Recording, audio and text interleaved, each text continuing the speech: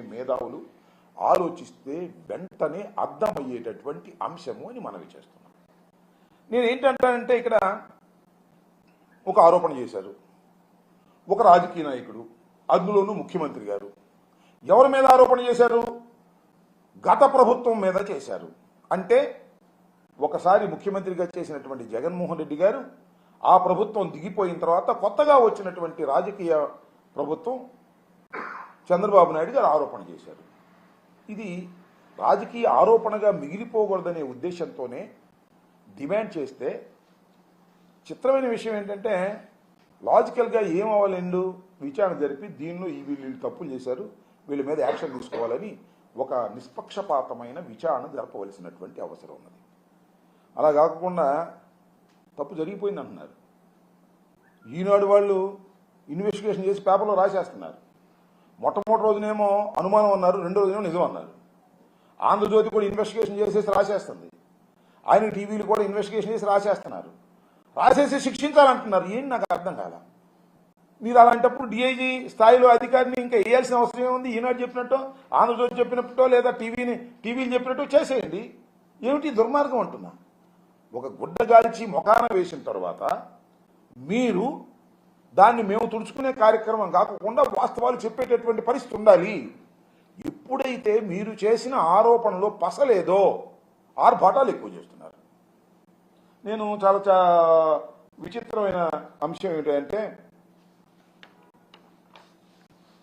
ఇది మన ఇక్కడ తిరుమలలో ఒక కార్యక్రమం చేపట్టారు. ఇవాళ నిన్న శాంతి యాగం అంటే ప్రసాదం అపవిత్రం అయిపోయింది, ఆ అపవిత్రమైనటువంటి ప్రసాదానికి పవిత్రత చేకూర్చే విధంగా శాంతి హోమం చేశాము అన్నారు. ఎక్కడ అపవిత్రమైంది? లడ్డు ఏమైనా అపవిత్రమైందా? కల్తీనైతే ఎప్పుడైనా వాడారంటే దానికి సమాధానం లేదు. అపవిత్రమైంది హోమం చేసేద్దాం, హిందుత్వాన్ని రెచ్చగొట్టేద్దాం. దీనికి తోడు మళ్ళా మన పవన్ కళ్యాణ్ గారు, డిప్యూటీ సీఎం గారు ప్రాయశ్చిత్త దీక్ష చేపట్టారు. ఆయన ప్రాయశ్చిత్త దీక్ష మేము చేపడతాం, నిరూపించండి. ప్రాయశ్చిత్తం అంటే ఏంటి? మేము తప్పు చేశాము, మమ్మల్ని క్షమించిన ఆయన అని కదా ప్రాయశ్చిత్తం. ఒక మాటలో చెప్పాలంటే కరెక్ట్ ప్రాయశ్చిత్తానికి చక్కని ఉదాహరణ మొన్న జరిగింది. ఆ కాకినాడ రూరల్ ఎమ్మెల్యే గారు ఒక దళితుడిని, డాక్టర్ని ఇష్టం వచ్చినట్టుగా దూషించారు. ఏం దూషించారో నేను చెప్పను, కెమెరాల ముందు బాగోదు, అవన్నీ సర్క్యులేట్ అయినాయి. ఆయన తప్పు అయిపోయిందండి, నేను ప్రాయశ్చిత్త దీక్ష చేసుకుంటున్నానని చేశాడు. అది ప్రాయశ్చిత్త దీక్ష అంటే. మేము కూడా చేస్తాం, నిరూపించండి అంటున్నా. నిజంగానే వైఎస్ఆర్ కాంగ్రెస్ ప్రభుత్వం అధికారంలో ఉన్నప్పుడు ధర్మారెడ్డి గారో, సుబ్బారెడ్డి గారో, లేదా కరుణాకర్ రెడ్డి గారి కాలంలో కల్తీ కలిసింది జంతు నూనె అని చెప్పండి, నిరూపించండి. నువ్వు చెప్తేనా? ఎవరు? చంద్రబాబు నాయుడు గారు చెప్తాను, లోకేష్ చెప్తాను, లేదంటే పవన్ కళ్యాణ్ గారు చెప్తాను. మేము ప్రాయశ్చిత్త దీక్ష చేయాలి? నాకు అర్థం కాదు. రాజకీయంగా కక్ష పెట్టుకున్న మీరు నిరూపించండి, మేము ప్రాయశ్చిత్త దీక్ష చేస్తాం. మీరెందుకు చేస్తున్నారు నాకు అర్థం కాదా. పవన్ కళ్యాణ్ గారు ఎందుకు ప్రాయశ్చిత్త దీక్ష చేస్తున్నారు? మీరు తప్పు చేయలేదు కదా. ప్రాయశ్చిత్తం అంటే అనుభవించటం.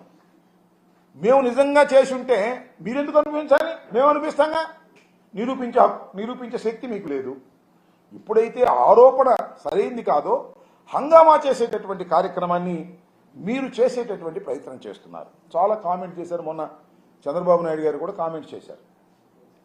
నేను విన్నాను, ఎంతవరకు నిజమో కామెంట్స్ నేను కూడా చూశాను పత్రికల్లో. వైవి సుబ్బారెడ్డి గారి మీద కామెంట్స్ చేశారు.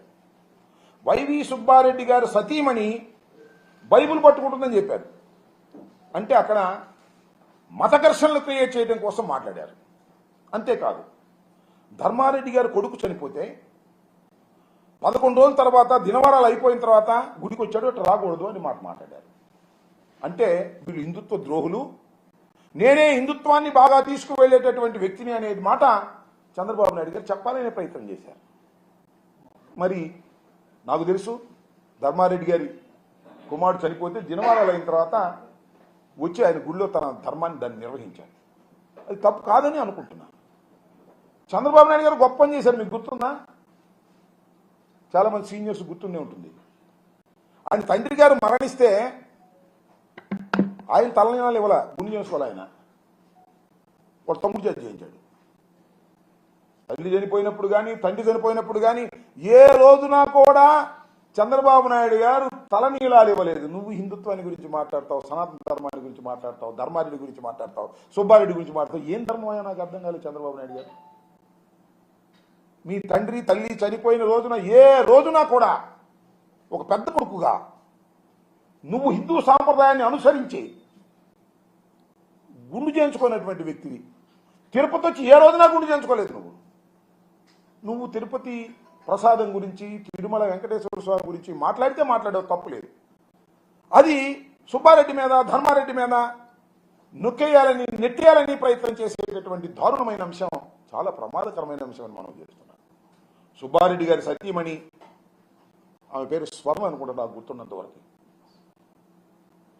ఆమె పేరుతో ఒక గెస్ట్ హౌస్ ఉంది తిరుమల తిరుపతి కొండ మీద. ఆయన చైర్మన్ అయిన తర్వాత పెట్టింది కాదు, అంతకుముందే పెట్టుకున్నాడు ఆయన ప్రేమతో, భక్తితో. ఆమె ఎంత భక్తురాలంటే ప్రతిరోజు గోవుకి పూజ చేసిన తర్వాత బయటకు వస్తారు వాళ్ళు. అంత సనాతన ధర్మాన్ని పాటించేటటువంటి వ్యక్తి సుబ్బారెడ్డి గారి భార్య. ఆమెను బయటికి లాక్కొచ్చి తిడుతున్నావు. ధర్మారెడ్డి కొడుకు చనిపోతే దాన్ని తిడుతున్నావు. నువ్వే సనాతన ధర్మానికి చాలా నిర్దిష్టమైనటువంటి వ్యక్తి అనేటువంటి ప్రచారం చేసుకునేటటువంటి తాపత్రయపడుతున్నావు. ఇది ధర్మం కాదు. నారా చంద్రబాబు నాయుడు గారు, మరొకసారి చెబుతున్నా,